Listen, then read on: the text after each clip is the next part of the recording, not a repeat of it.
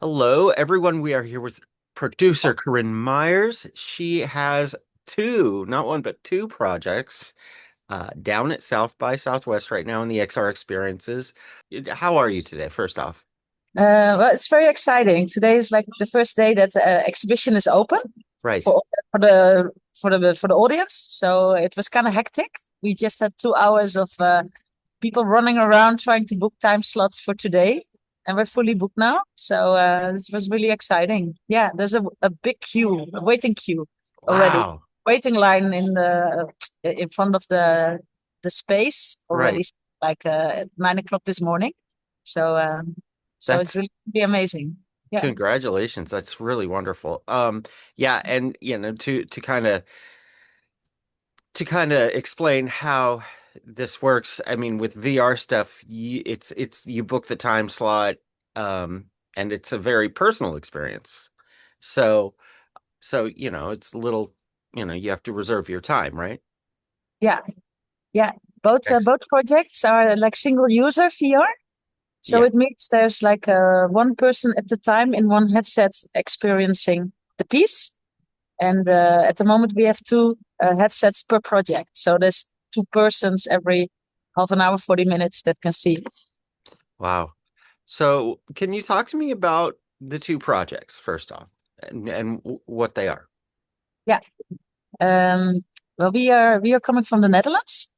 So they're Dutch projects, and both projects are completely different. The one that we released first has its US premiere as well. We showed it in Cannes in competition in May, Okay. and that's Lacuna.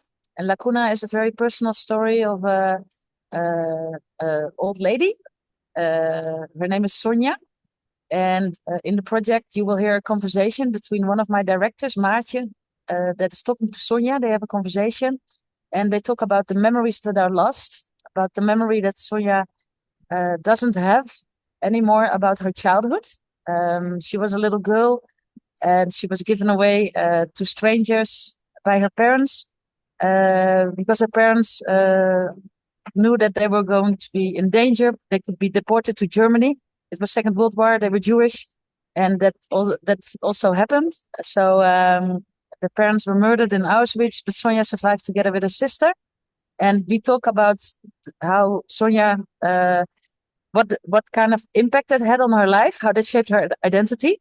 And we try to tell the story together with her because Sonia is actually saying that she doesn't have a story, she doesn't remember, but because of the conversations with Maartje, my director, they managed to actually shape the story. And within the VR, you are experiencing that, and you will also be asked and invited to also use your own imagination because we're not going to explain everything to you because we don't have all the parts of the puzzle.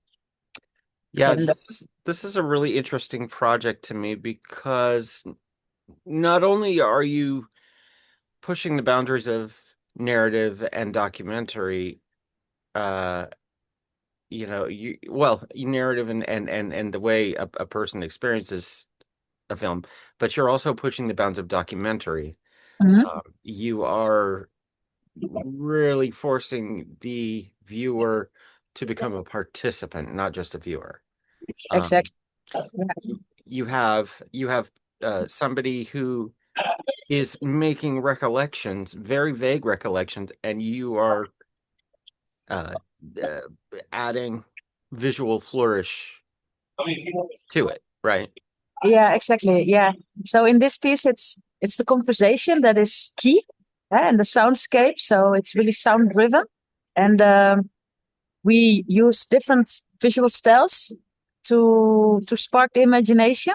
And Sonia has lived in on three important locations in her life that are key elements in the story, and we give them all a specific visual style. And we also use archive materials that we have found. So there's a venue. Her parents used to live in Amsterdam. Where's the apartment? And when her mother was still alive, she was writing a lot of letters to her sister who lived in Suriname. And Suriname used to be a former colony of the Netherlands, and there's many Dutch people were living there. So her sister was living there, and those letters help us a lot to create the living room of the parents when the war started and when the two girls were just born. So we have like a very interesting scene where we recreate the house of the parents based on the letters of her mother. She was really like describing everything in detail. So we used all the ingredients that we could find within the archive materials, the photos, and when the parents had to leave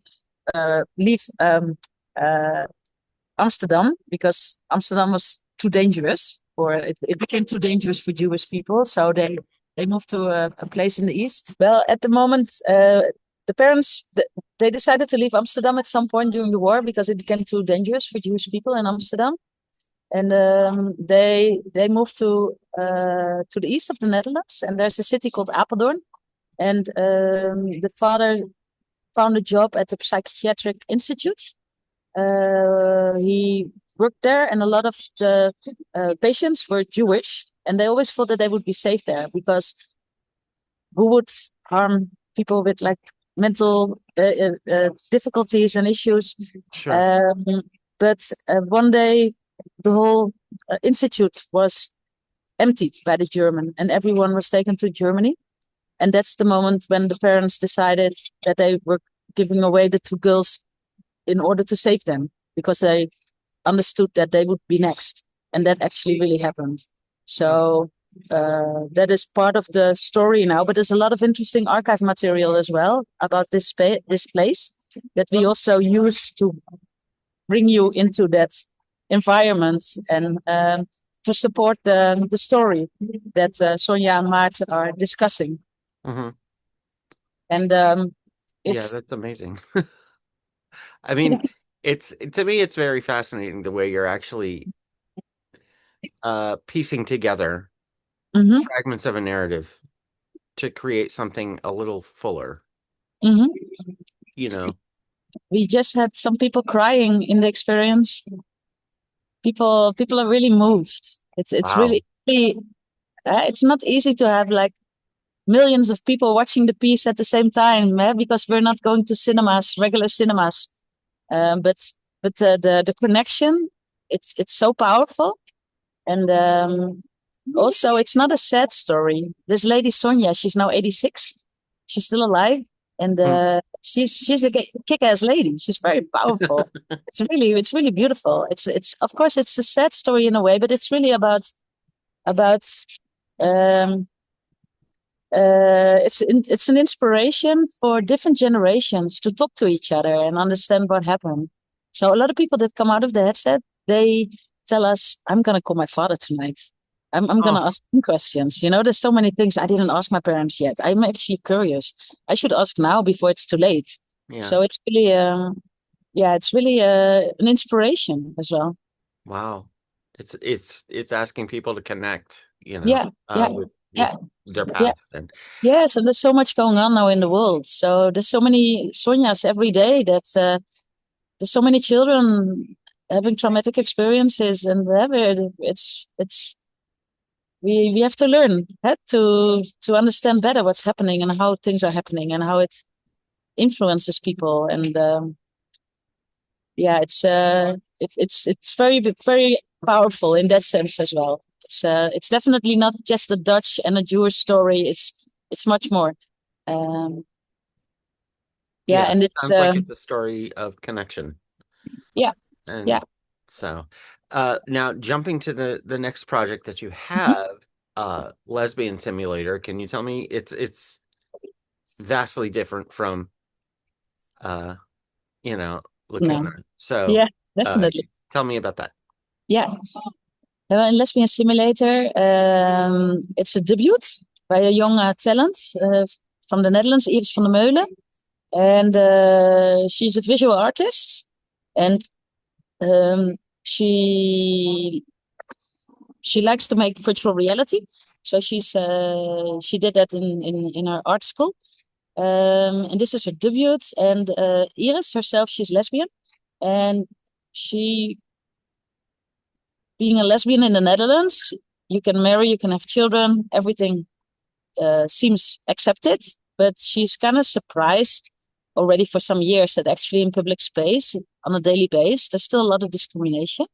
So she wanted to make this piece to have people understand what it's like if you are, as a woman, attracted to women, and what kind of journey you are like following in your life. So she is telling actually her story, and she spoke to a lot of other lesbians, but this is actually her story that she wants to share um, to the outside world. And she wants to make something that is actually very funny as well. So it's very colorful. There's a lot of jokes. Iris likes to play a lot of games as well. So this is a very interactive piece where you also have to dance and play, and you also have to have your coming out, and you have to say it out loud. And the project, it starts actually by you putting on the headset, and you will create your own lesbian avatar, and you're gonna be the best lesbian. Uh, when you finish the project, you should have become a lesbian. Actually, you have to score points, and you will have like a result in the end. And your maybe your friend will be a better lesbian than you are, but so it's also very playful. But in the end, you also, in the Netherlands, we have a simulation installation, a decor that we created, and there's also a printer where you will get your diploma, your certificate, after playing this game. And here right now, yeah, people are. It's really like a nice audience catch here at South by. That's So it's really nice. And I mean, in the journey, you will first like have a crush maybe on your neighbor or your teacher, and you will at some point you will have your coming out. It can be with friends or your parents. Sometimes it's negative, sometimes positive.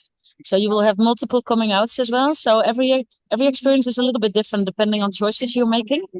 And you will have you're gonna go to a rave, you're gonna dance, and you're gonna flirt, and you have to give like cocktails to other girls and see if there's a connection.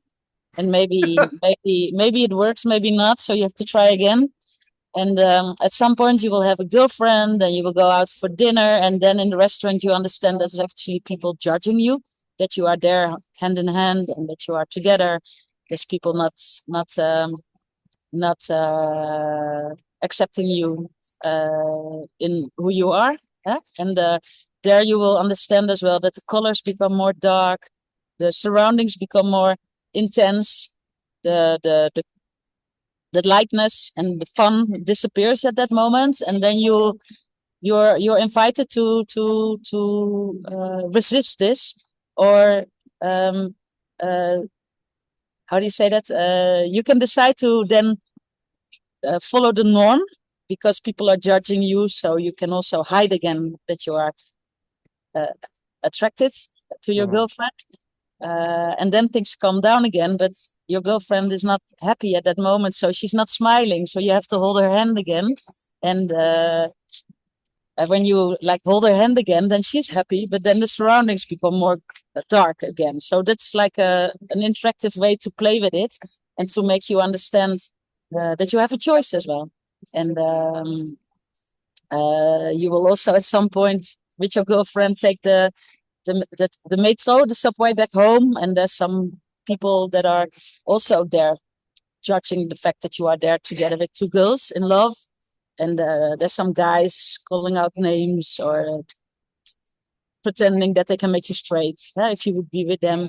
So there's like different elements that Iris takes from her own daily life that she wanted to put in there.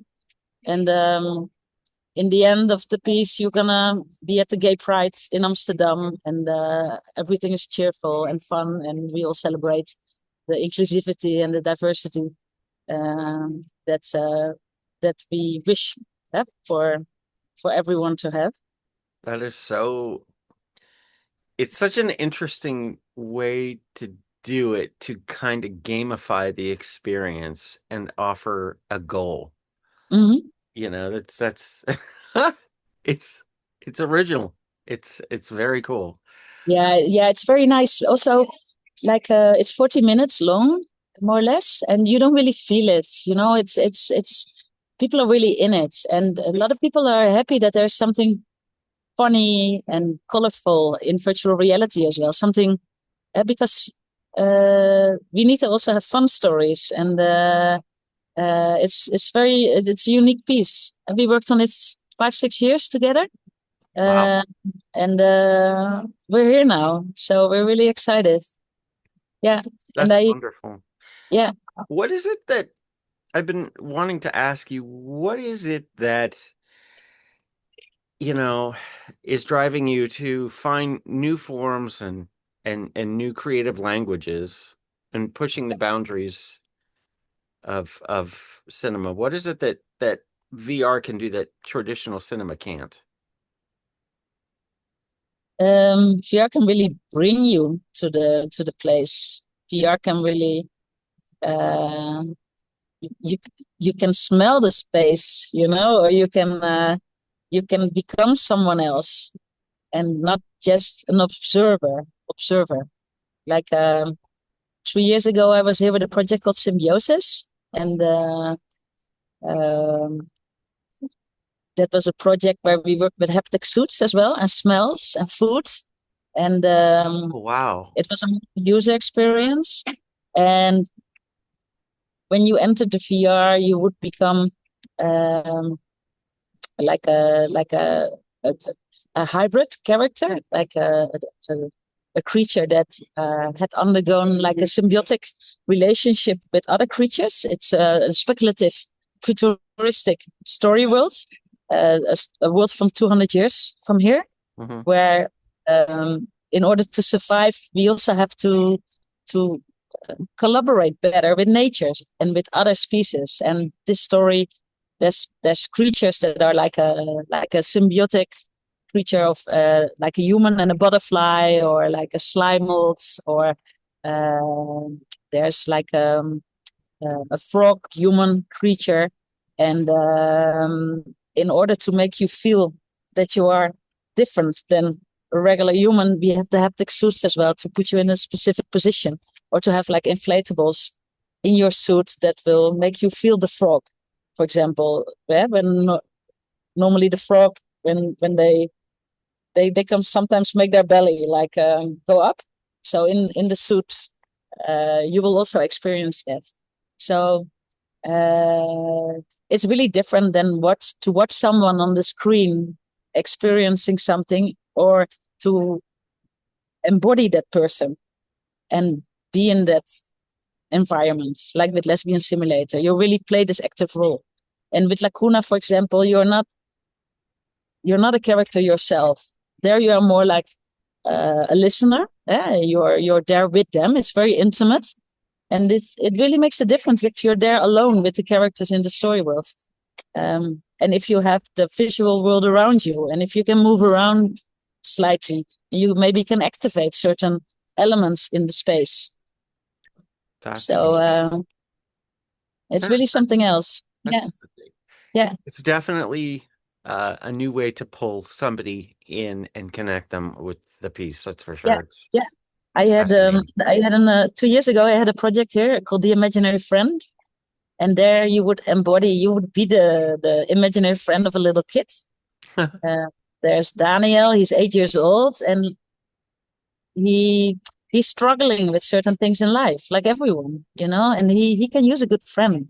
So when you put on the headset, you are his friend, and you will have to be there for him. And people really want to be there. And Daniel is so cute, and Daniel, you will figure out why he creates you, because he doesn't always fit in with his peers in his class. So he can use a good friend. He lost his mother quite recently, and it's not really about his mother, but he is struggling in how to deal with this grief. And you have to help him, and he creates a bird. He makes a bird because he wants to actually be able to maybe go up in the sky to his mom, and say goodbye, to finally be able to grieve, and find the strength again to continue his own life. Hmm. So you have to flap your wings. It's kind of cute. Everyone is flapping wings, and like telling him that he's asking you, "Are you my friend?" And you have to say, "Yes, I'm your friend," and then he's reassured. So it's kind of cute, and it's so different than than a 2D screen, which I also love. I love cinema. I also like to produce films. So for me, it's the story, it's the artist, and we look for the right medium. And I don't think every story fits VR. You really have to discover with the artists, is this the best medium, and how interactive do we want to make it? Um, so it's a journey. We do a lot of R&D, a lot of testing, and it's beautiful to see how later in the process everything comes together, and the stories are so powerful. It's That's really making, yeah, yeah. that's producing, huh? You Yeah, know. yeah, yeah, exactly. It doesn't happen by in one week. It takes No. some time. Yeah, Well, yeah, best of luck to you on Lacuna and Lesbian Simulator. They sound like they're doing wonderfully at South by. yeah, yeah. It's So great. everybody, again, Corine Meijers, and she has two projects, Lacuna and Lesbian Simulator, at South by XR Spotlight Experience, and you can check that out daily from 11 a.m. to 6 at the Yeah, Fairmont Hotel. Third floor, guys, and it ends on it ends Tuesday, March 17th, yeah? yeah, yeah, That's the exactly. last Yeah, day? yeah, yeah. Okay. So today and Everybody, 2 more days. Yeah. Corinne Myers, thank you so much for your time and best of luck at South by. Thank you very much. Thank Pleasure. you.